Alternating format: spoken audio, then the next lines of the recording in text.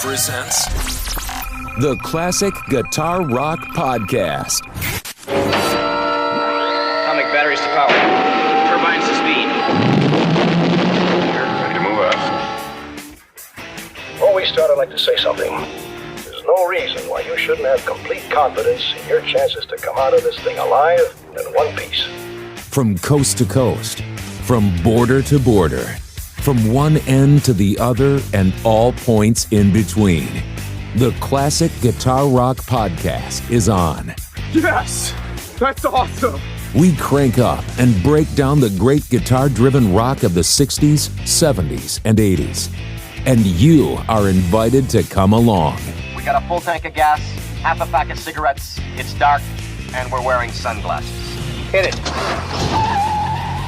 And now, your hosts, Jeremy Lunnan and J.R. Stanton. We've got to protect our phony baloney job, gentlemen. We must do something about this immediately. It's time for the Classic Guitar Rock Podcast. Welcome to the Classic Guitar Rock Podcast, live and dangerous. And you know, the very first thing, I realize I'm throwing this at you in a different order than what I told you, JR. That's okay. Very first thing I'd like for you to do is to introduce yourself. I'll give a little background. Certainly. JR has helped me host 2 different episodes of the podcast. I've had 2 great hosts, and you notice there's a pattern here. Everyone's name starts with J. With a J. Yeah, so we started with Jeff as my partner, Jeff and Jeremy, then John and Jeremy, and now JR and Jeremy. So if this doesn't work out, JR, I got to change my name? Yeah, well, or we'll have to get someone else that starts with a J. So, but take just a minute. Tell us a bit about yourself. Well, I basically am a music enthusiast. I play a little bit in regards to picking up instruments. I actually acquired a familiarity with piano, flat top guitar, then electric guitar as I matured. And amazingly enough, I'm not good at any of it. But, but you know, your introduction to music and such makes for a common grounds for friends and growing up in basically late 70s and 80s and such going forward. There was a lot of things going on musically that I could kind of tap into. And I think that bridged a lot of the gaps for me socially, because as young males growing up, we didn't have social media. So we would, get an album and share those albums with each other. In fact, some of the inspiration I would have would be sampling somebody else's album and then going out and buying something. Like we didn't buy the same albums though. That would be kind of defeat the purpose. So we would move forward and buy different albums. And I think that sharing gave rise to a better understanding of other people's interest and then helped me polish my own. In fact, Jeremy, you were part of that. Obviously, yeah. We had, and I was going to say the same thing. So. Yeah. Yeah. So that appreciation and it's actually been handed down for me in case our family's kind of that way. My father's the same way. He can name most songs from his era. He can pretty much tell you where he was, who he was with, and what was going on when that song was playing. And I think that took me forward, gave me my interest, and certainly gave me you and I a common interest just to talk through high school and going on forward. So, yeah, I would consider myself an enthusiast, but again, a master of actually no instrument. Yeah, well, the thing is, I was thinking of a band yesterday. I was driving back from Montana, had a long drive, so I had the Spotify going, and I played a song from a band that JR actually turned me on to. Either you or Steve, his brother Steve. The Headpins. That would be Steve. Okay. I listened to the Headpins, but I didn't have as much. So one of you guys, I think I borrowed or maybe stole a cassette from Steve that turned we often borrowed a lot of our music from Steve. He seemed to have a better inventory or library. Yeah, so it was the Headpins, and I to this day I really like the Headpins. And then either I bought you or you bought me the Stevie Ray Vaughan Live Alive album. Did you buy that for me? We traded in terms of purchasing because we knew when a gift was appropriate, it was going to be Stevie Ray Vaughan. But I believe I bought you first. I think that's I knew you loved him, and I knew of him from basically 3 or 4 songs, and I knew I liked him. I just didn't know the extent of how I would like him. And I still have that LP in my collection, listen to it a lot. And another one of my favorite bands that JR, I think, kind of turned me on to was Cheap Trick. Oh, yes. I mean, I was familiar with the big hits up to the time, but JR was, I think, a bigger fan. And I started to listen to them a lot more since then. And they've become one of my favorite bands. You know, and that's so topical. You're going to find a thread here. Cheap Trick. I don't know if you recall this, Jeremy, but back in the late 70s, there was a mail order record company, basically Columbia House Records, that you gave them a penny and they gave you like 12 albums or something. Yep. And Cheap Trick Live at Budokan was one of the albums my brother got because he's the one that joined, and he kept reminding me these were all his albums, but for a penny it was all fine until you had to actually buy the 3 at regular price. Yeah, and then that's when you're going to mom and saying, "Mom, I got to order a record and I'm going to jail." Yeah, I don't want to go to jail, Mom. But here's the interesting thing: we use that to get albums that we couldn't get any other way. In other words, Mom was not going to buy this at TGNY or any of the the local stores we had at our disposal to acquire music. In fact, it was also in that first round of LPs that I got introduced to Kiss. Yeah, that was the only way I could get the album. My mom was not going to condone buy it. Not going to buy it. So we had to use a backdoor method. And I credit my brother to that. He's pretty innovative in that arena. Yeah, and I think that's a pretty common experience for a lot of the folks that listen to the podcast. Columbia House. That's how a lot of us started our record collections and got our first criminal records. Yes, exactly. By not paying off so that's a pretty common. He had such a low credit score at age, 12. Well, you've already blown your credit score by not buying your 3 albums at regular price. Oh, it's terrible. Okay, so we're going to get into our topic tonight, as promised. We're going to finally talk about Kiss. Before we get to that, JR, I got a lot of emails. You can email us at classicguitarrock@mail.com. In fact, I'm gonna put it right up here. You can email us at classicguitarrock@mail.com. I don't filter these. People send them. I read them on the air, JR. So I literally went in. Hence the name Live and Dangerous. Live and Dangerous. And some of these, just glancing over, could be kind of dangerous. So we'll see how it goes. So I'm going to blast through these. If we want to comment on these, we can. First one. Hello, I contacted you via direct message on Twitter. We talked about an episode in the podcast. Will it be available soon? To give retweet and spread it, and more than anything, to hear it. Thanks, J. Manuel Ponce. Thank you, J. Manuel. He wants to retweet an episode. Yes, a big thanks. Yeah, hopefully this is the one you want to retweet. Okay, here's another one. I hope this email finds you well. My name is Lucky, and I'm a scientist with a passion for rock music. I recently came across your podcast. I was impressed by your knowledge and enthusiasm for the genre. I'm reaching out to request an opportunity to be a guest on your podcast. Hey, Lucky. Yeah. I believe that he won't feel so lucky after he does. Now that depends. As I believe that I would be a great fit for your show, as I have extensive knowledge of rock music and its history. I would love the opportunity to share my insights and experiences with your listeners. I'm available to discuss a variety of topics related to rock music, including its history, evolution, and current trends. I'm also open to discussing my personal experiences with the genre, including my favorite bands and concerts. Let me know. He gives us his contact information. Thanks, Lucky. Let's see. Another one. Hello.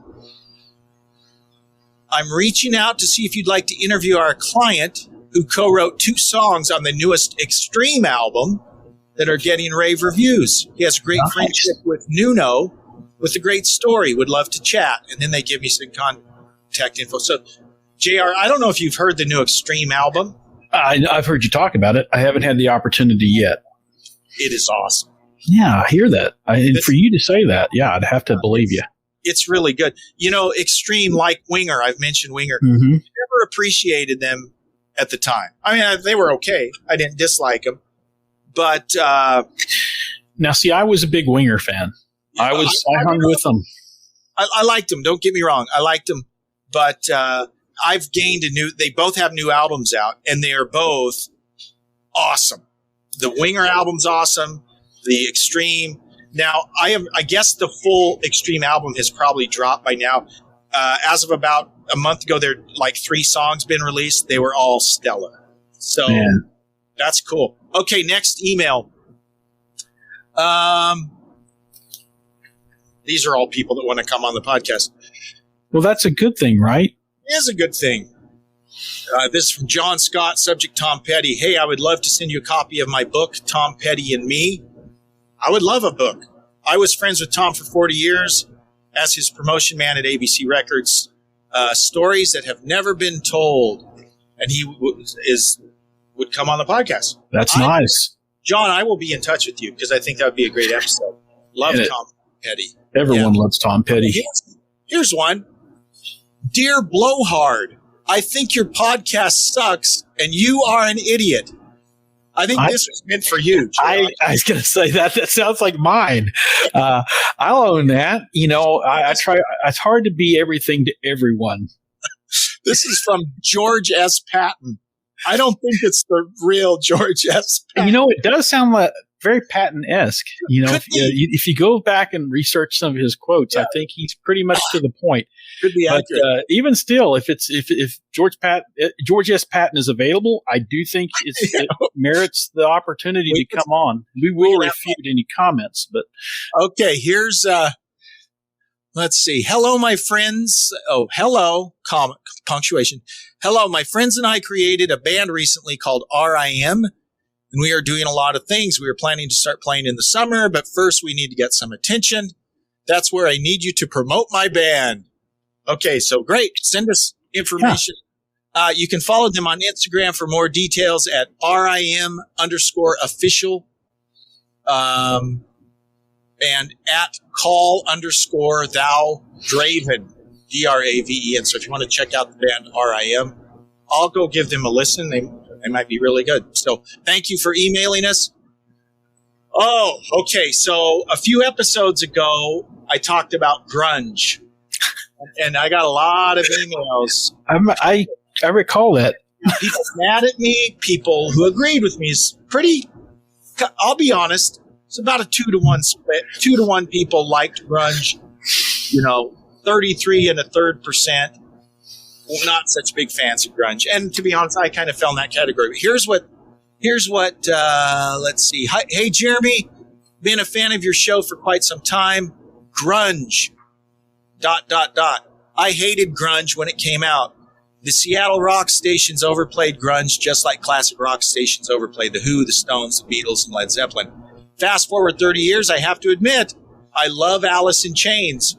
I understand the talent of Soundgarden. But Chains is the only grunge band that I actually went out and paid for a CD. Not a big fan of most other grunge. Rock and Roll Hall of Fame, agreed, total joke. That was me. I always talk about the Hall of Fame being a total joke. So he agrees. Agreed, total joke. Styx, Nugent, Kansas, Foreigner, so many others. I don't even take it seriously. Thanks for all the great shows. Keep rocking. Larry Anderson, Bellingham, Washington. Larry. Yeah, thank you, Larry. Thank you for listening. Thanks for your email. Here's another one. Let's see. This is from Seth. Hello, my name is Seth McKay. I'm a singer-songwriter from Bristol, VA. I'm lead singer in a band called Slick Cadillac. But I have my debut single as a solo artist called Stories of Old.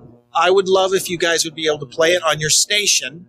And I would love to do an interview with you guys to introduce myself to your listeners and give them a chance to get to know me a little bit. Thank you and look forward to hearing from you. Sincerely, Seth Cunningham. Well, we're not really a station. We don't really play music, but we talk about it. We talk about it, and we'll send folks to check you out. Stories of Old by Seth Cunningham. Go check that out. That sounds interesting. Okay, let's see. A few more here. Hello, Jeremy. Just discovered your podcast, and you mentioned how much fun you had at the Hairball concert. Hairball is a 80s tribute band that my wife and I went and saw about a month ago. Me, my wife, and my brother-in-law caught the Australian Pink Floyd show in London last year. The concert was so amazing that we booked tickets as soon as they went on sale for the November show. The visuals, the musicianship, the vocals were insane.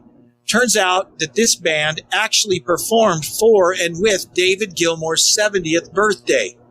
They are doing a North American tour. If they're in your area, check them out. The moral of the story, it's easy to make fun of tribute bands, but let me tell you, it's an absolute blast. And these guys put in some serious work and effort to ensure that timeless music lives. I will look into your suggestions. Thank you again, and keep moving the podcast forward.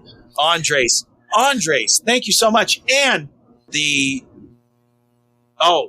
was Brit Floyd. There's another tribute show called Brit Floyd that came to Spokane about a year ago. I missed it, but I heard they were really good too. I have seen Australian Floyd on YouTube, and they're phenomenal. So, and guys, here's something you got to keep in mind about a lot of these tribute bands. They've actually been playing the live shows longer than the actual bands did. Mm-hmm. So they're very polished. And most of them take it very serious. So they're going to be not just in the talent level, obviously, may meet your expectation. Yes. And another great band, Bruce K. Thanks for your comment. Bruce K says, Why Not rocks. Why Not is a Rush tribute band. I think they're on maybe their third female lead singer, but they're all awesome. And it makes sense to have a female sing Rush tunes, right? But it's a slightly different vibe because the female lead singers are better looking than Getty. I'll just throw that out there. But they sound great. I love Why Not. I love Why Not. So thanks, Bruce. That's a great comment. By the way, any of you, please share your comments. If you're joining us on Twitter, on Facebook, on YouTube, you can share your comments. We'd love to share those. Okay, I think I've got one more. Last email. Hey, Jeremy. This is from Lauren. Lauren is a longtime listener and supporter of the podcast. She says, hey, Jeremy, glad to hear you're going to up the podcast. I made this commitment that I was going to be doing more podcasts, and I kind of have, but I wouldn't say I've really upped them yet. That's why JR's on board. We think it might help to prod me. Some more person to laugh at, right? The comic relief. Right. That's right. Glad to hear you're going to up the podcast. Great news.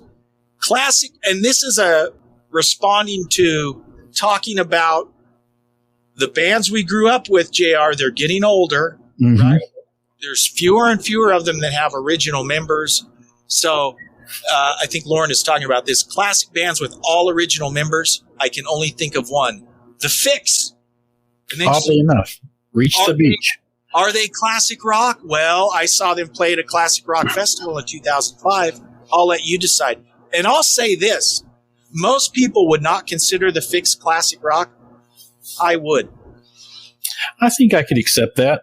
Yeah, certainly based on the time frame that I was listening to it. Yeah. I love the Fix. I love a lot of bands that maybe Blondie. I love Blondie. Oh, yeah. I usually don't hear them on a classic rock stations. I totally, if you want to quibble and say they're not classic rock, so be it. Mm-hmm. I listen to it. She says, I respect bands still wanting to perform even if it's one original member. Look at the gifts they gave us. If they want to perform and have fun, then I'll support them. Lawrence from Styx gets so much flack in social media for replacing Dennis, but he is awesome. Tommy and JY can't tour with Dennis. Do what you got to do. I love them all. But I'll never forgive Dennis for the Kilroy album. It was a little bit of a departure. I don't blame Tommy and JY. That's awesome. Lauren, thank you so much. And great to hear from you. Yeah, so great points there. I agree with these classic bands. You know, I already said I'm going to go see Foreigner this summer with no original I mean, Mick Jones comes and plays one or two songs. The rest, it's all replacement guys. But they sound really good. And well, they must be doing really well, Jeremy. I can tell you that I was intentionally trying to come up with some tickets at a range that was appropriate for my budget, and it was almost like going back to the original Foreigner concerts. The tickets were so pricey, but it ended up being in the middle of the week and was sometimes hard to get away from work. But I tell myself that, but it probably was the price. They had been bought up and people were reselling them and they were going pretty high. Yeah. So I'll let you know. It says a lot about the band, though, doesn't it? And you know what? Again, don't get me going on Rock and Roll Hall of Fame. These guys are not in the Rock and Roll Hall of Fame. Okay. Green Day is. Well, but Foreigner and Styx are not. What kind of a weird upside down world are we living in? Well, we do live in a different world than we grew up in the 70s, 80s, and 90s. I don't think any of us really could have. Even Wayne's World couldn't have taken us this far. So yeah, agreed. So when we come back, we're going to talk about tonight's topic. We've put it off long enough. We're going to talk about first kiss. Yeah, no, you said we were going to talk about my first kiss.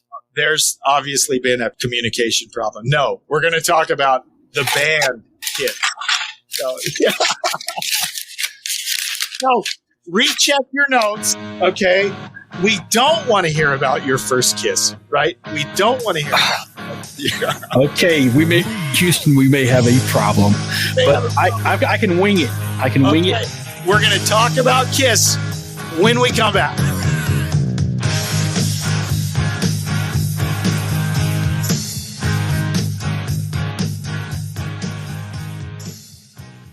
Exclusively on ESPN Plus, UFC 313, Saturday.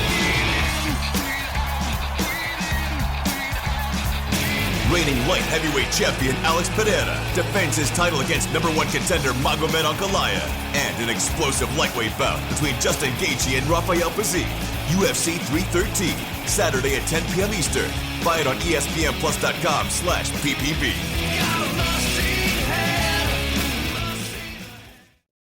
I can't believe we drove around all day and there's not a single job in this town. There's nothing, nada, zip. Yeah. Unless you want to work 40 hours a week. Jeremy Lennon and J.R. Stanton on the Classic Guitar Rock Podcast. Kiss. We're going to start by putting JR on the spot. And so, JR, if you're listening to this, you won't see the deer in the headlight look that JR is giving us. But I want to hear just your initial memories of Kiss as a kid, kind of what you thought at first. Were you a big fan? Just in general, what was it like in Southwest Oklahoma in the mid-70s when Kiss burst on the scene? Well, when Kiss burst on the scene, I was mid-grade school. Okay, because we're talking early, if it was talking about early. But they were probably 2 or 3 albums in before I actually got a hint or an inkling. Because you got to remember, when you're deep in the Midwest, things take a while to reach us. And I will say that my first impression of Kiss was when classmates started coming in with Kiss paraphernalia, hats, shirts, things that I wasn't quite sure what it was.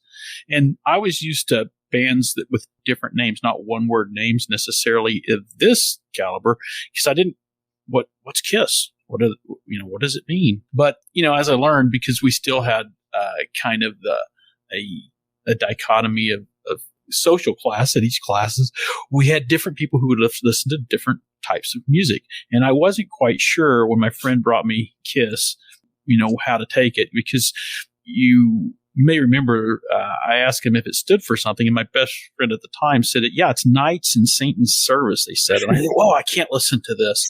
And I'm not sure God would, because you're in church and you're being told lots of different things. Rock and roll's bad for you, this sort of thing. But I will say that at that time, my friend had a cassette player, and it was either AC/DC or Kiss predominantly in this cassette player. And so my exposure was listening to this on basically in the downtime at school. And, you had to kind of put headphones on so you didn't get caught. So we would share these sweaty headphones. So you got kinds that probably plug right in. Plug right into your ears. So there's no telling what I got off. But anyway, he was a good friend, so I'm not gonna smash the earwax. But anyway, my first thought was, this is really heavy, man. This is really rock and roll. I've never heard anything this heavy. And so I did categorize them as a heavier style of music than what I was listening to prior to that. But what was interesting was the mystique and the makeup is what captured my attention. I mean, it's like these guys are wearing makeup. I see the presentation, and then the music was up to the caliber. So it had a nice beat. It was easy to get into your head and listen to. And so it was more, in my mind, fringe because of the fact that we didn't have the exposure in mid-America to the rock or heavy metal sounds. And so when it got there, it was like, oh, I shouldn't, but it was a guilty pleasure. So I enjoyed it. And then I had a buddy, Keith, who bought everything. So fortunately, since he bought things, I could just kind of tag along with him, hear what he was playing. And he's still that way. He's still a heck of a good music and rock and roll enthusiast. But he introduced me to Kiss. I remember him and several other classmates, and we all wanted to be as cool as them.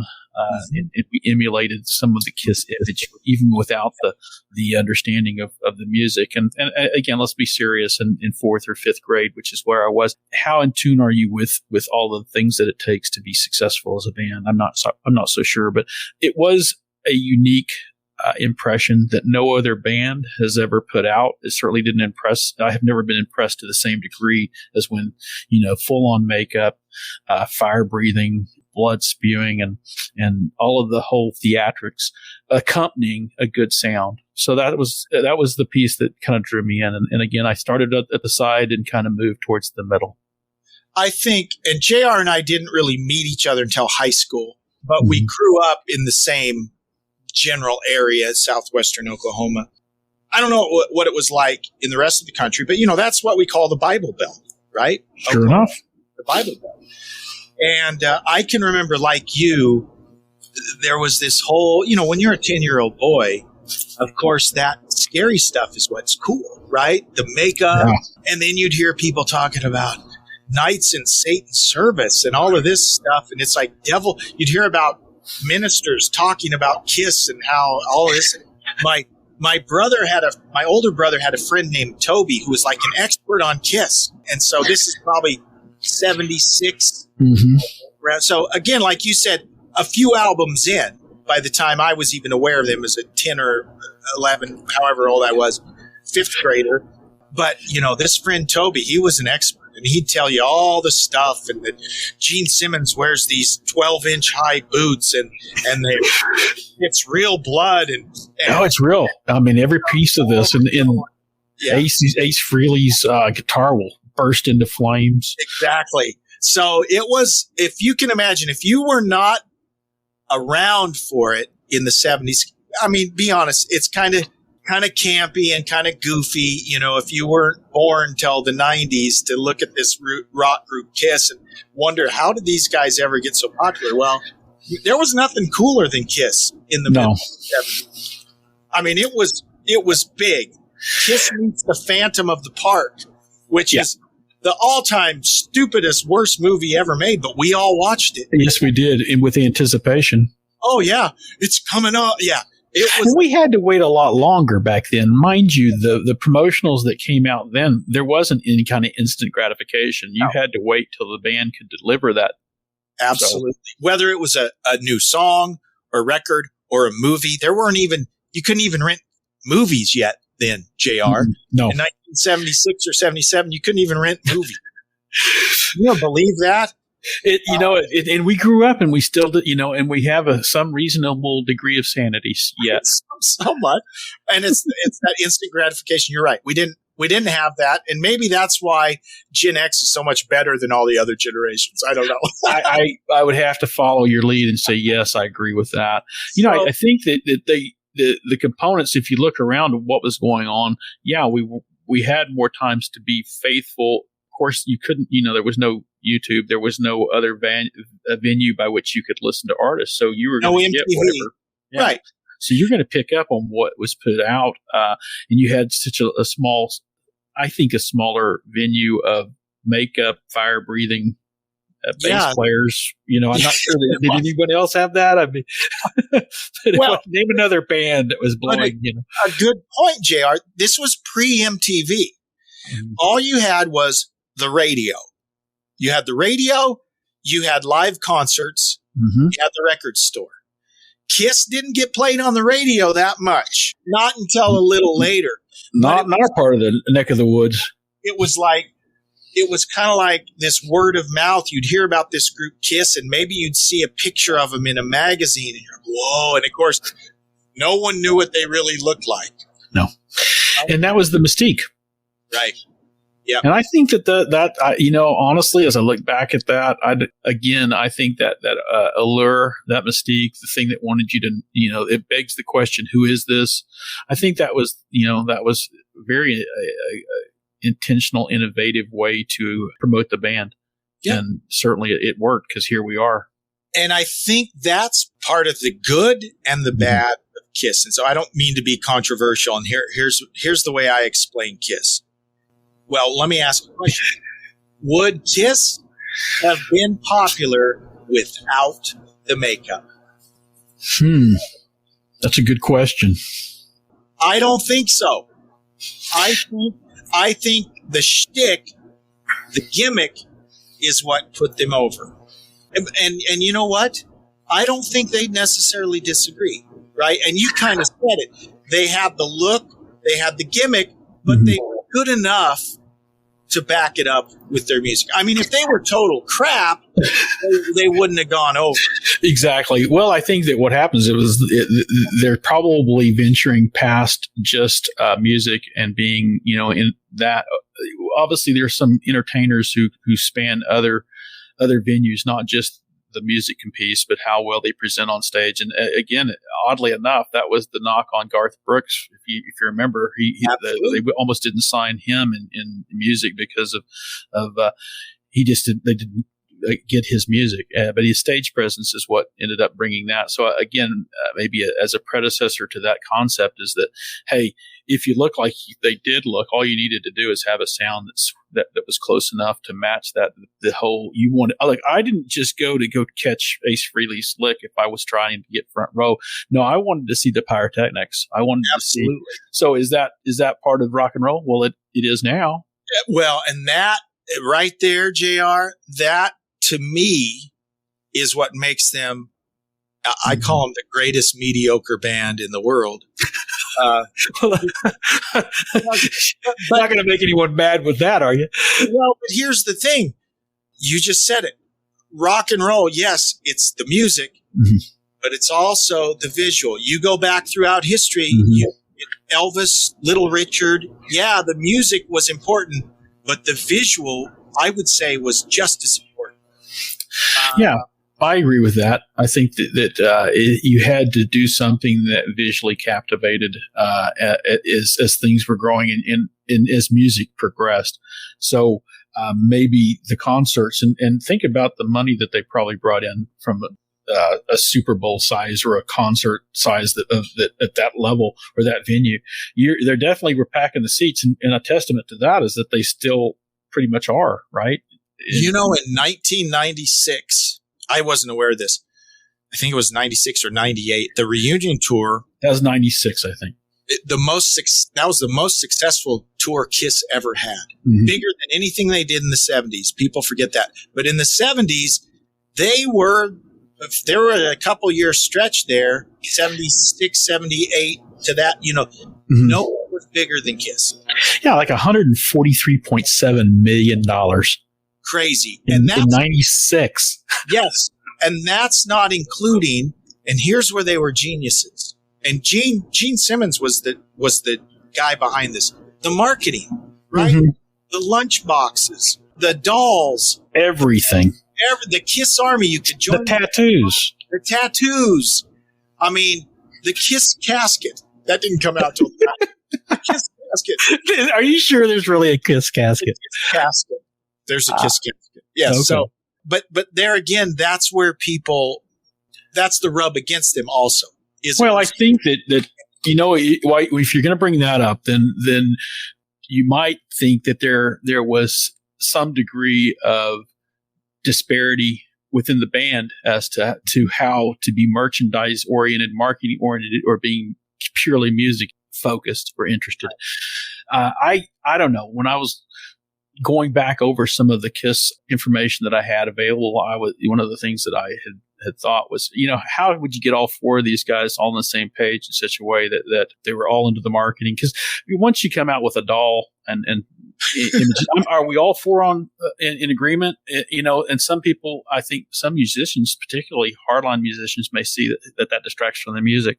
Right. And honestly, I kind of think that kind of insight, that business acumen, may have actually led to some division in the band. And I think you're right. And there's two ways to look at that, right? Because rock music, the history of rock music is replete with artists that were swindled and taken advantage of. Yeah. I mean, there are R&B artists and blues artists and country artists that literally died penniless, and they were massively popular in their field. Well, there was an untrue urban myth with some degree of fact that Peter Criss had went destitute. Of course, it was proven later that it wasn't him. Somebody was actually impersonating. It was an impersonator, and that was a Donahue episode. Yeah, it was. And then Peter Criss actually came on the show to did he? Oh yeah, it's awesome. You got to watch it. And actually, watch that. I was very impressed with Peter Criss as he confronted the guy, because he's basically like, "What are you doing, man?" But he was. And they just talked about it, and the guy basically just admitted that it was a lie that got away.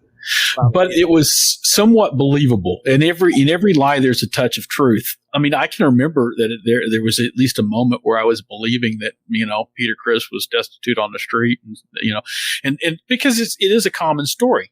You hear that with a lot of the rock, well, not a lot, but a good amount of band members. In fact, I think that Santana had several stories where bandmates were found, homeless.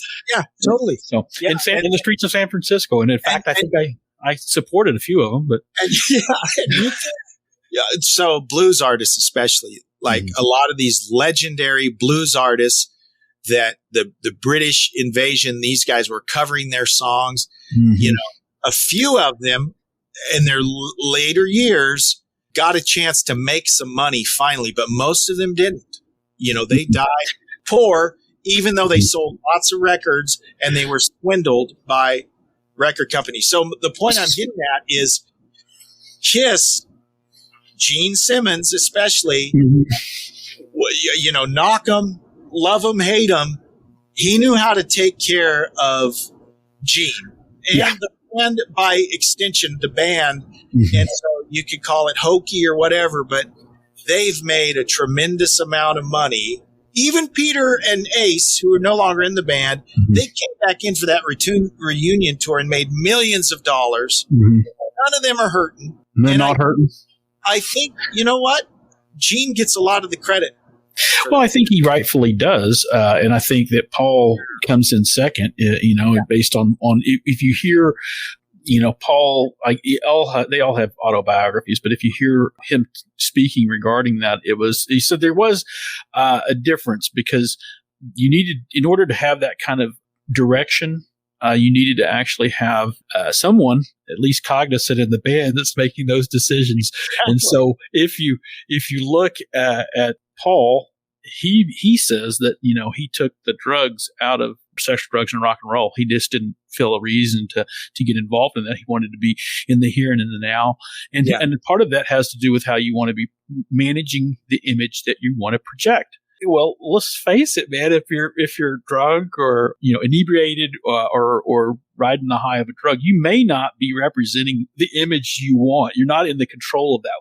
So I think that the knock on Gene and Paul about being serious businessmen was meant that they just wanted to be in a better control. They never wanted to be in a situation where someone else was controlling the narrative of what Kiss was putting out. So they wanted that kind of, and it requires I'm sure an unbelievable amount of energy and focus to kind of get that done. So you've got two members of the band who are certainly geared towards the marketed, and kind of the adult approach of, hey, this is a clear message we want. Now, I guess I might be stretching on calling it an adult approach. But no, I was going to say the exact same thing. We had a band with 2 adults and 2 kids, right? Mm-hmm. Everything I read is just that. Mm-hmm. Paul and Gene were very driven, and they both had an idea. Here's what we're going to do. Yeah. Paul and Ace were the guys that could come along and do it. And at first it worked. Mm-hmm. Then they both, we hear the stories of Ace, he'd get drunk, he'd drive the rental car off the road, whatever. He's not necessarily controlling the image. No, he's not controlling the image. He would be late. They wouldn't show up. They had people in the tour assigned, and this is even in the reunion tour, assigned to make sure Ace gets on the plane or on the bus on time to show up. And be honest here, Jeremy, that historically that would have been, you were a great rock and roll band. I mean, right. That's what rock and roll is, right? But Gene and Paul were of such a nature that they were very focused. I know that on a number of occasions, they would have the guitar tech. This is before Tommy Thayer, but I think even at times in the reunion tour, Tommy Thayer would be dressed up in the spaceman costume, ready to go, because Ace had not showed up yet. And he'd show up at the last minute, and it never really had to get on stage. Maybe he did a couple times, but that was understudy kind of the nature. Well, and the story goes that Tommy Thayer for the reunion tour had to reteach Ace a lot of his guitar solo. And that wouldn't surprise me in true rock and roll fashion. So who do you emulate? Again, that's probably, if we follow a lot of our traditional rock and roll heroes, I would venture to guess that we're probably would be the majority of individuals who fell into that category, not the minority. So when you have Paul Stanley and Gene Simmons, they're kind of unique in that regard, that they seem to be the most intimidating on stage. So you would think that if someone was going to be drunk or late, I would think it was the fire breathing blood. He seems to carry all the other aspects of it, but he's solid about, hey, the business end. So he's not ever going to let go of that control of either his physical control or his image control. I want to back up and just do a little history. I don't want to get super in depth, but just folks aren't big Kiss fans. Kiss started as we know them in 1973, right? There's a band called Wicked Lester that Gene and Paul were both a part of. Gene and Paul have very interesting histories. They're Jewish. Paul Stanley's name is Stanley Eisen. He later changed it to Paul Stanley. And Gene's name is Chaim Klein or something. Yeah, Chaim Witz. I don't know how Chaim. Yes, it was like Chaim Witz. And then he later changed it to Chaim Klein because that was his mom's maiden name. And then later he became Gene Simmons. His mom was a concentration camp survivor. Mm-hmm. Paul's family had fled Nazi Germany to Austria and then finally to Amsterdam, I guess, and then finally to the U.S. So they're both. Gene didn't even move to the U.S. till he was 8. They were in Israel when they moved over at 8. So here are 2 Jewish boys that grew up. Gene sounded like he was very active in his faith. Paul, not so much, but they were both in that culture. And I only bring that up because one of the slams that Kiss get in the European countries was that the S's in the logo look too much like SS Nazi symbols. Yeah. And imagine if you're Gene and Paul and you're like, what? Yeah. We're Jewish. But it was just interesting. So if you see a lot of the Kiss albums it took a while for them to make this change, but from the later 70s and 80s, the Kiss logo on European albums is different. I noticed that.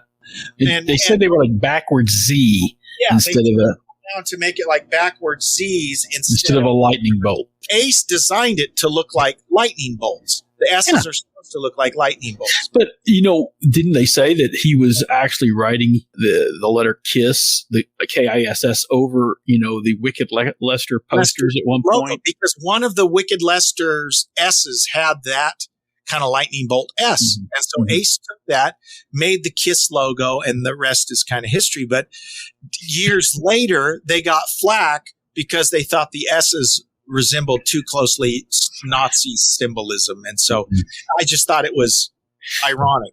Banned. Imagine that gave them more publicity. Oh, yeah, that's right. And Gene never wanted to shy away from publicity. Now, interestingly enough, so let's just talk about this. They started, their first album comes out in 74. And I listened to their first album for the first time in probably 20 years. I listened just the other day to the first album in its entirety. And I got to say, it's not a bad album. There's a lot of good songs on that album. Now, here's what Kiss suffered from. Their albums were okay, right? But their albums alone weren't what was causing the excitement. It was their live performances. True. Once they started to perform live, and it just was kind of like a snowball effect, they'd sell out. And it got to a point that they were selling lots of concert tickets, but not many albums. And again, not much of what they put out went on the radio. How did people hear about bands? It was the radio. So if you weren't on the radio, it was tough. But here's what's interesting. Again, pre-MTV, pre-social media, pre all the stuff that kids have now to see music on, Kiss is on shows like the Mike Douglas Show. They're on Tom Snyder, an interview show. They're on the Paul Lynde Halloween special in 1976. So because they had the visual, and their manager, Bill Aucoin, was pretty good at putting them out there, people were seeing them, and there was a visceral reaction towards Kiss. The kids loved them. The adults hated them, right? Exactly. That's how I recall it. Yeah. Yeah. That's why when my mother asked me, this Kiss album, I had to find a suitable song to play for my mother to demonstrate that Kiss was not, it was Beth. I said, yeah, Beth, Mom, this is what they're playing. I don't know what the big rap is. This is, she would say, well, they sound so nice. I don't understand. And of course, Beth, certainly a departure from what the rest of the Love Gun. That was their first top 10 hit was Beth, right? Okay. Up to that point, that was the first one. And I agree. It's like, Mom, they can't be that bad luck. One of the funniest things I saw, and these are two kids we went to high school with them. Mike and Kevin. Last name starts with O. Okay. So, okay, gotcha. Yeah. I went to elementary school with these guys. So 1977 school talent show, these guys do a lip sync. They didn't call it lip syncing back then. Back then it was called a pantomime. So here's these 4th and 5th graders dressed up like Kiss. So if you're going to do a pantomime to a Kiss song, the one you don't do is Beth. But they chose Beth. So here's 4 kids standing in one place doing nothing while the whole song plays. But that's one of my great Kiss memories is these kids in 5th grade pantomiming to lip syncing to Beth. I mean, they got cool guitars they made out of tinfoil and everything, but they're playing a song that's a ballad. Yeah, it's going to be. How well were they received?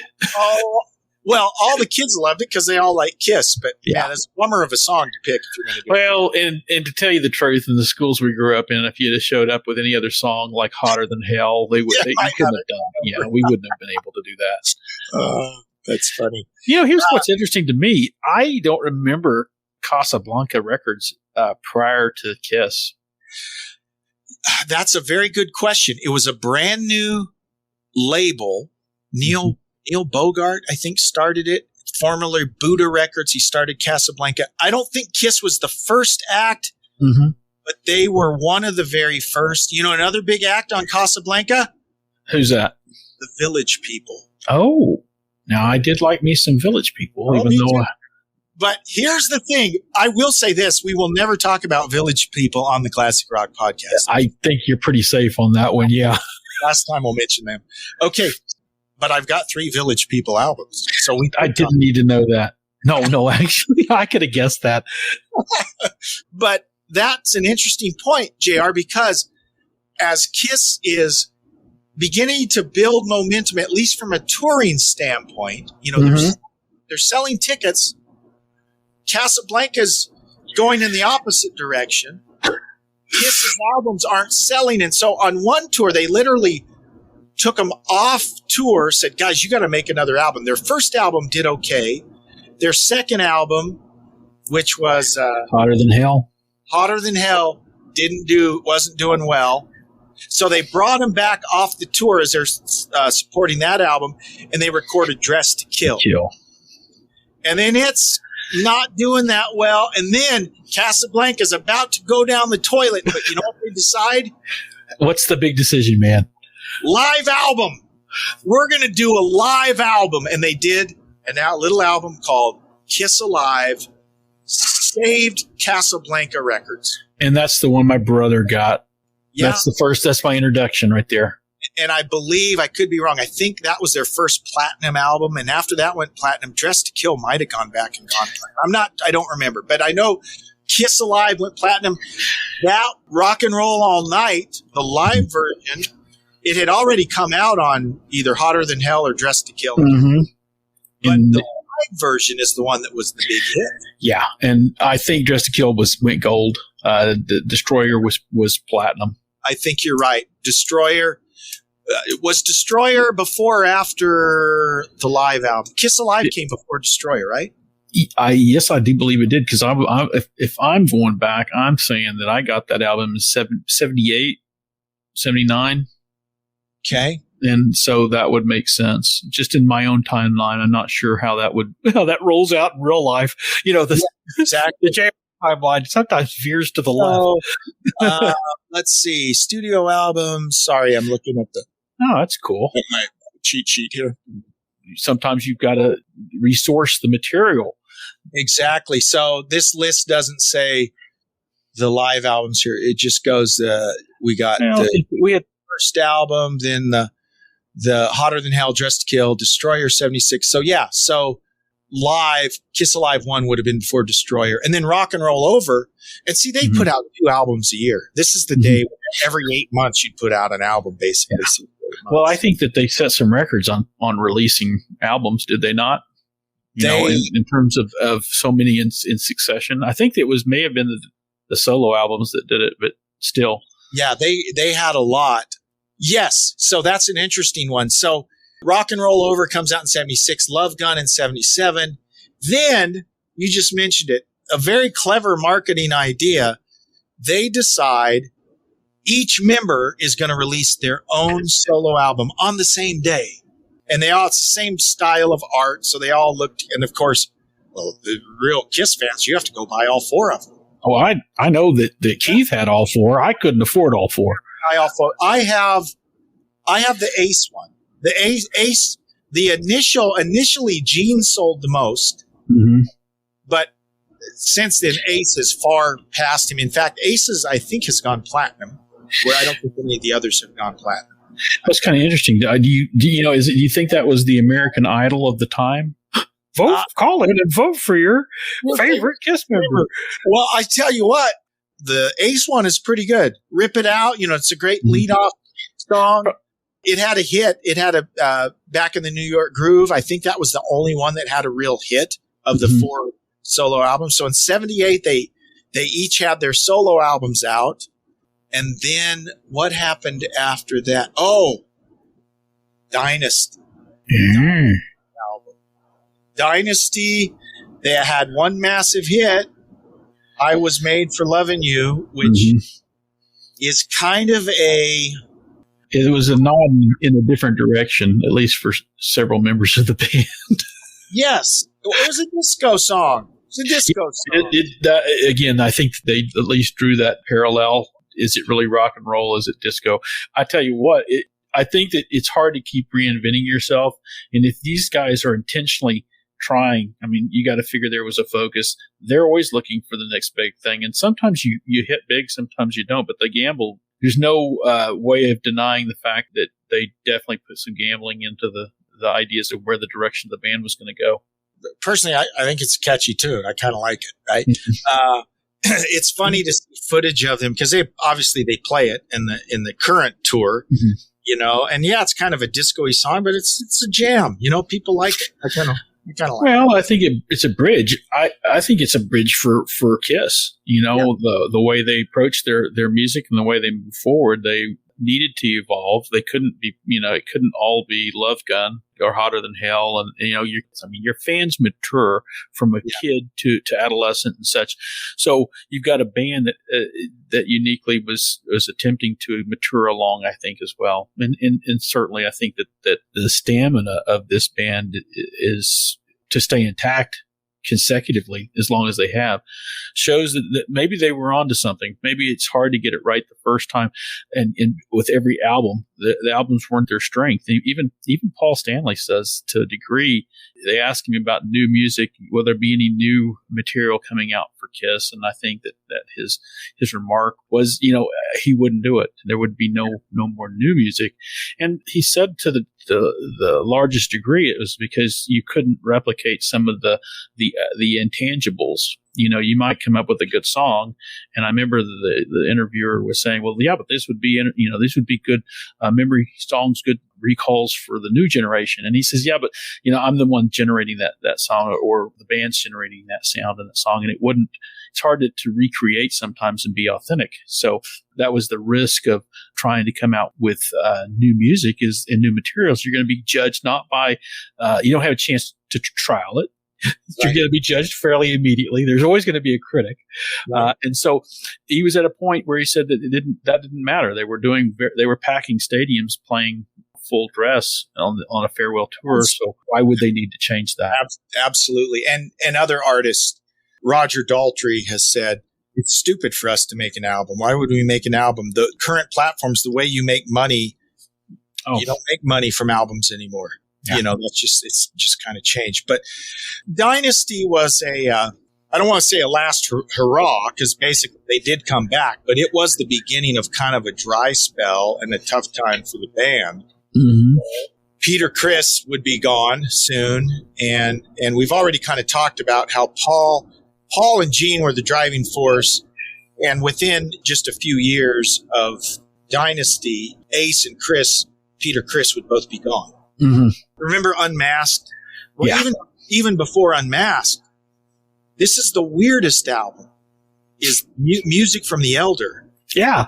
What were they thinking? And that's what really was the nail in the coffin for Ace, is he's like, no, let's do a rock album. Yeah, a rock album, man. We got to go out and, here's the interesting thing is that you got to figure, Ace had been around when, your lead singer would call out to the guitar player, play me a solo. I mean, it used to be we labeled the solos and everybody got one.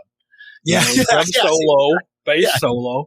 Yeah. And I think if you think about the time frame for the Elders was really when we were actually starting to integrate more solos into the actual song. You would actually hear it. It wouldn't be, somebody calling out and here's Ace Frehley, give us a lick, whatever.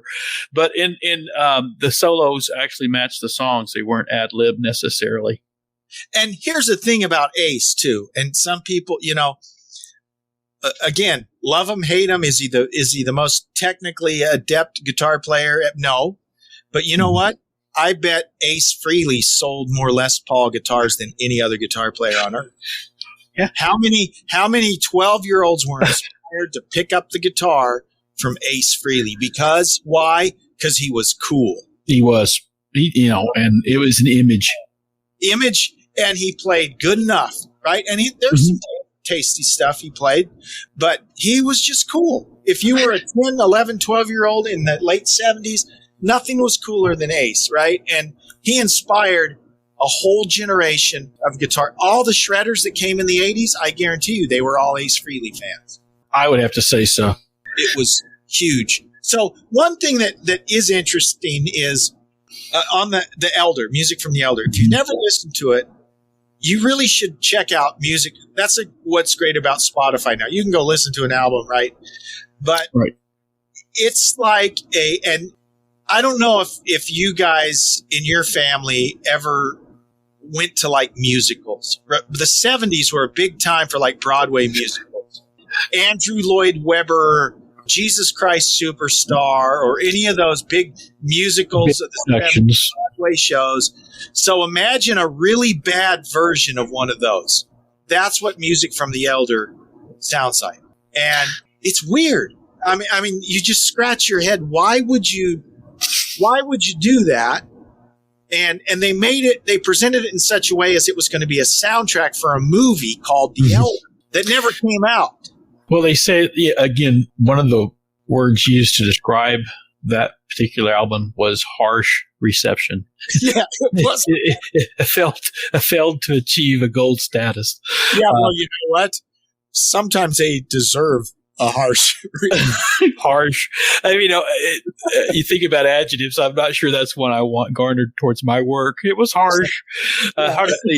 Received harshly. I think Ace played he might have done like one solo. I mean, he hardly did anything on that album. And then they came back with Unmasked.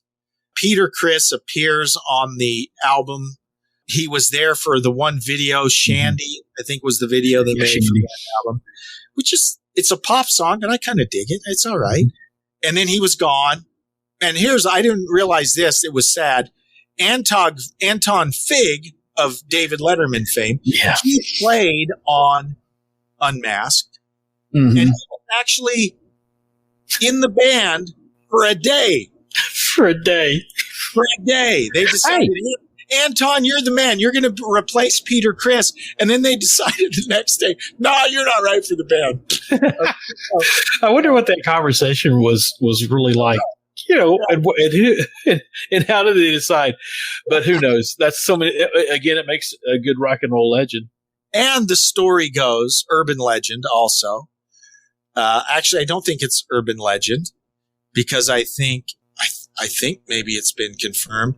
Anton Fig actually played on a lot of their studio stuff, Same Bob Kulick, brother of Bruce Kulick, who was in Kiss later, but his brother Bob played on a lot of Kiss stuff as well. So there's a lot of Kiss stuff where Ace and Peter aren't playing. I don't know if folks are aware of that. And the Creatures of the Night album, which is probably the heaviest album they ever made. 1982. Yeah. Ace appears on the picture, but there's a whole slew of people that play on that album, including Robin Ford. People don't know that. Robin Ford, Mr. Jazz, who's tasty jazz guitarist Robin Ford, he plays on Creatures of the Night. What's his name? The guy who was in Mr. Steve, can't remember his name. It's slipping my mind. But the guy who was the guitar player in Mr. He plays on Creatures of the Night. So there's a number of guys that are playing on Creatures of the Night because they didn't really have a lead guitarist at the time. Vinnie Vincent helped them write it, and then Vinnie Vincent came in right after Creatures of the Night. But here's an interesting list of people who auditioned to replace Ace before Vinnie got the job. Doug Aldrich, who played for Dio and Whitesnake, but he was like 18 years old and he had blonde hair. And he felt like a dummy. He felt like they were just being polite to let him even audition. He wouldn't have worked out. He was one. Oh, I thought I'd just roll off my tongue all these people, but several people you've heard of, including, here's a guy you've heard of. According to Gene Simmons, Eddie Van Halen wanted to replace Ace, but he didn't want to interrupt Van Halen. I think isn't Kiss credited with identifying Van Halen? Gene was the one who put up the money for them to do he kind of discovered them, right? He's the one that put up the money for them to make their demo. And so Eddie had been friends with them all the time, and he was a fan of Kiss, and he wanted to join, but between Gene and Alex, they convinced Eddie not to leave Van Halen. He was not getting along with Dave at the time. Right? And how is that different than any other year? Can you imagine Van Halen with Eddie in it? Any of the other, at that time frame, Richie Sambora, maybe? Richie Sambora, yeah. He's one of the other ones. I think even Yngwie. I think so. I think he was one of the, I don't know if I couldn't picture that with Kiss. Either. But they wound up with Vinny. And here's the thing. I don't know the deal with Vinny, but neither Gene or Paul liked Vinny. They thought his playing was good. He helped him with some songwriting. He had some talent, but the dude was weird. And everything that has transpired since then reinforces the fact that Vinny is weird. Vinny might be a little weird. I actually got a vibe of weirdness, but, again, with the makeup, you can't be too sure. Yeah. Yeah. No, I think that's probably true about a lot of artists, though. So, and you throw, how many times do we talk about artists who can't make a connection or don't feel like they have the chemistry, maybe play drums for a day. I mean, play guitar for So it just kind of goes to the fact of understanding that maybe putting an album together, touring, and being in the same space with somebody does require more than, just a little more of common interest than what it's more than just your ability to play, right? For sure. There's got to be chemistry for sure. And everything we've heard about Vinny is, well, and even for like 20 years, no one knew anything about Vinny. Then here about 3 or 4 years ago at a Kiss convention, he comes out and he meets with Eddie Trunk, and that's the first public thing he'd done for years. And since then, he's supposedly been going to have shows like several times, and then he pulls out at the last minute after people have bought tickets. Vinny is a major flake. I mean, I don't know what he's got going on, but yeah, if you listen to the autobiographies of both Gene and Paul, they talk about Vince and how he just was Carmine Appice was actually kind of recommended Vinny, other than, I don't say recommended, they talked to Carmine about Vinny, and Vinny said he's a great player. He's a good songwriter, but dude, he's weird. So whatever it is, Vinny's an interesting character, and he's kind of an interesting little footnote. And that would probably be acceptable for a lot of other bands, is what I was thinking. He's a little weird. Oh, but he can write and sing. Exactly. And maybe so. And I think in a band like Kiss that was so much Gene and Paul, they needed sidemen, right? Mm-hmm. They needed people. And that's the whole reason Ace and Peter haven't really come back is it's kind of like Henley and the Eagles, right? Now that Glenn Frey is gone, the Eagles is Henley and everyone else is a sideman. Well, Ace and Peter, because they were there from the beginning, they won't settle for being sidemen. They want to be equal partners. And I can't blame them, right? Mm-hmm. And it makes sense. What did Paul Stanley say? I didn't throw anybody underneath the bus. They walked there.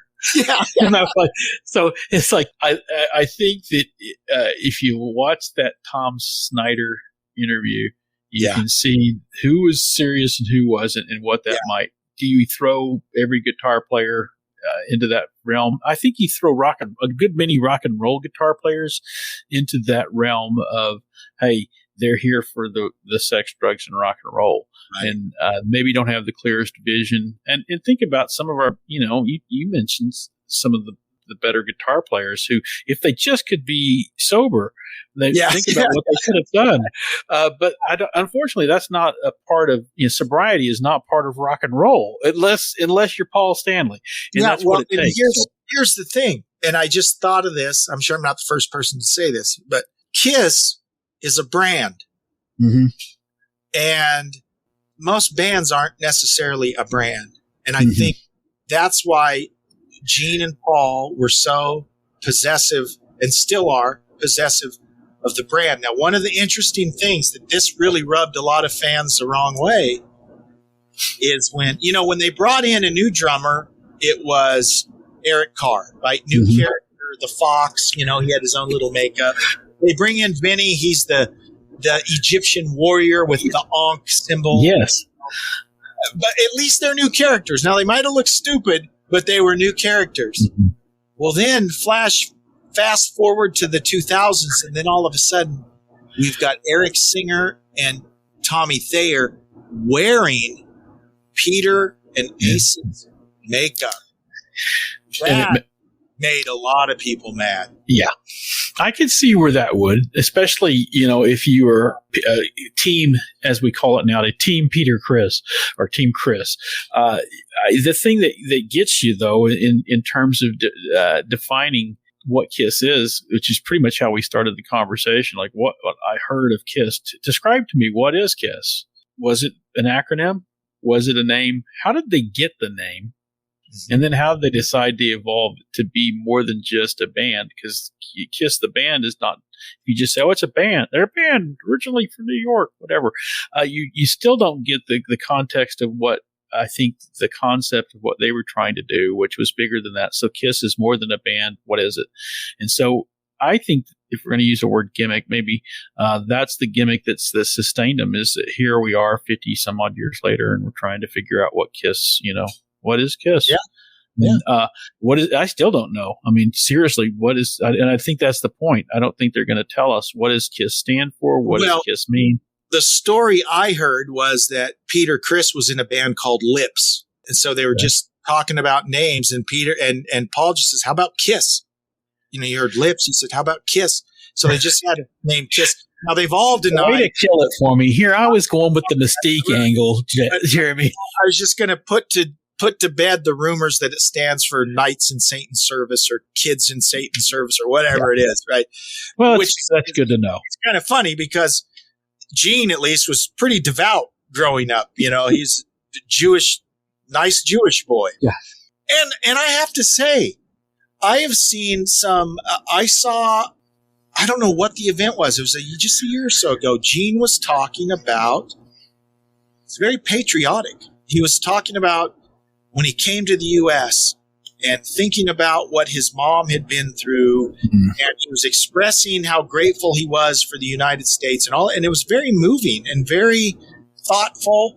Gene is usually very abrasive and in your face, and he has kind of personality, but he's a very smart guy. He was a school teacher, by the way, taught 6th grade for a year or two. Like history or something, right?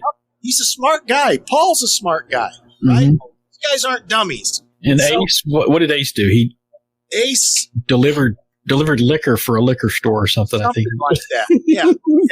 Nothing against Ace, but I think that Paul and Gene are both smart guys, and they've done a great job of marketing their brand, and I'm not going to fault them for that.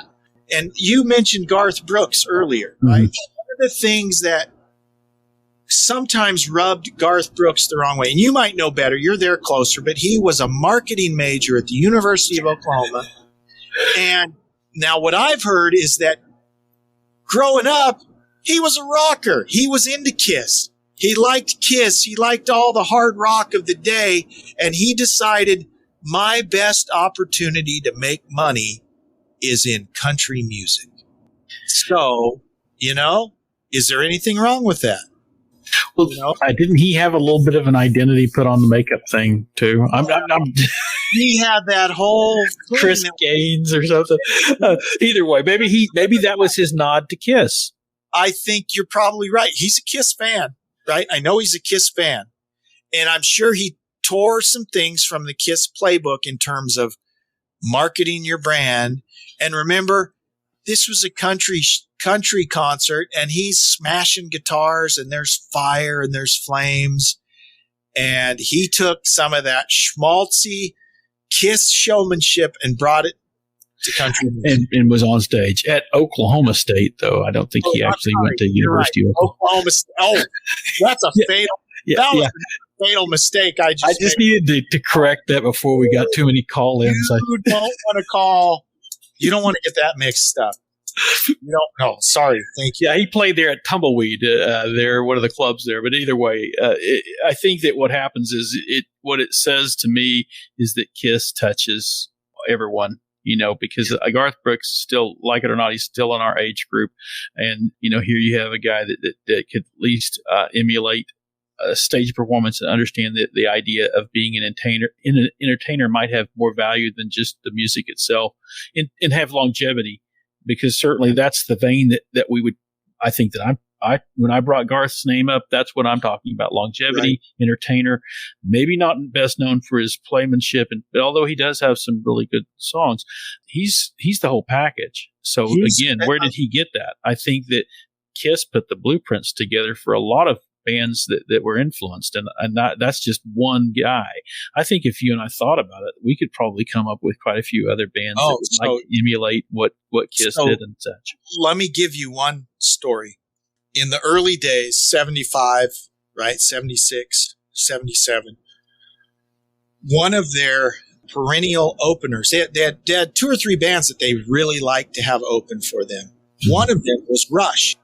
So the guys in Rush and the guys in Kiss are good friends. I mean, they've stayed friends over the years.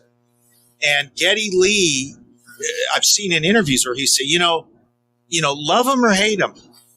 What we learned from Kiss was how to engage with an audience.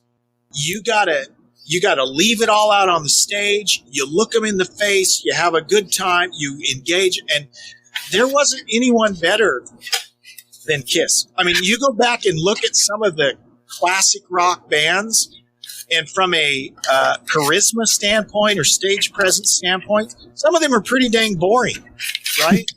But Kiss, they put on a show, and I like what you said, JR. Is rock and roll just the music, or is it the music and the show? Is it the steak and the sizzle? Whether you like it or not. And this is why I put Kiss in the category of one of the greatest bands ever, is the sizzle. Are their albums the best? No. Are they the most talented musicians? No. But I do think they're one of the greatest rock bands because of what we've talked about. Because exactly. They gave the people what they wanted. And how long have they been doing it? Oh, yeah. It's half a century. And then the tour is still raking in millions of dollars. And people still go and still have a great time.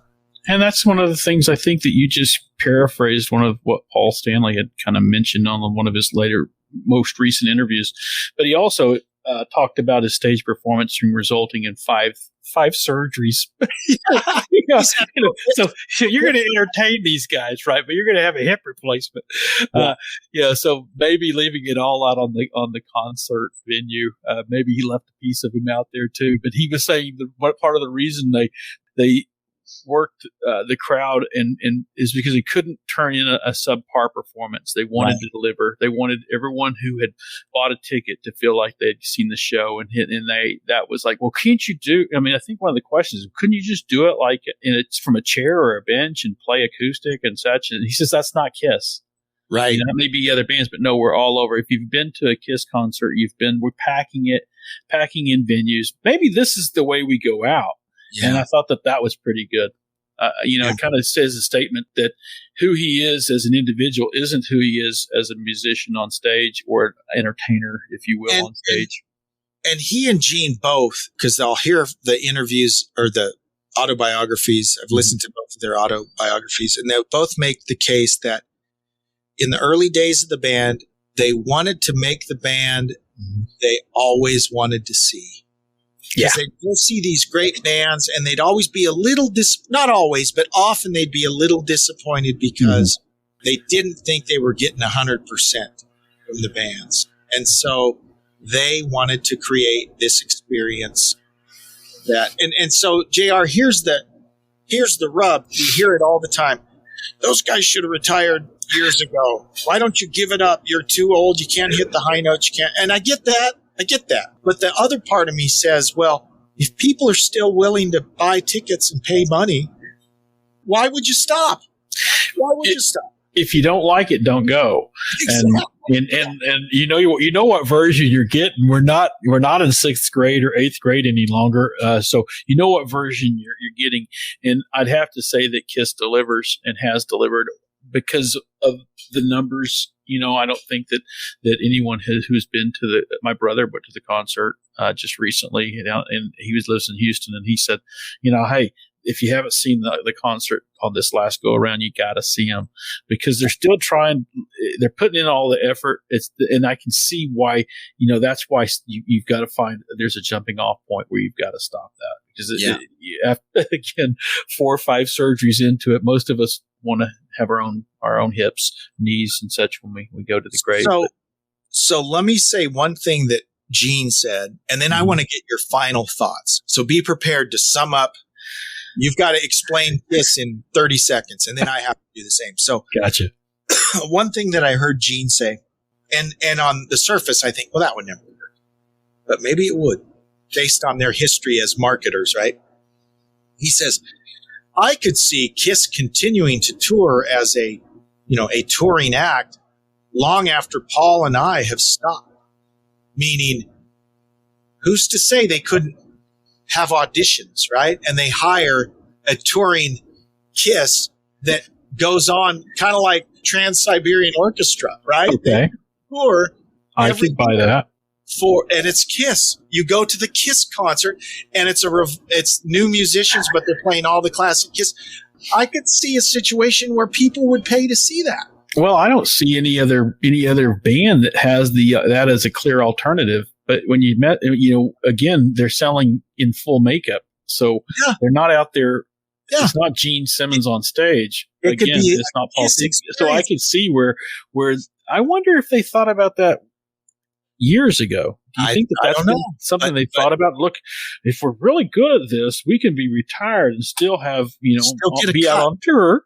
We hire these young guns, guys in their 20s and 30s, to go out and pretend to be us. Well, think about that opera, the thought process. Maybe that was what they were aiming at early. Maybe we just didn't catch it.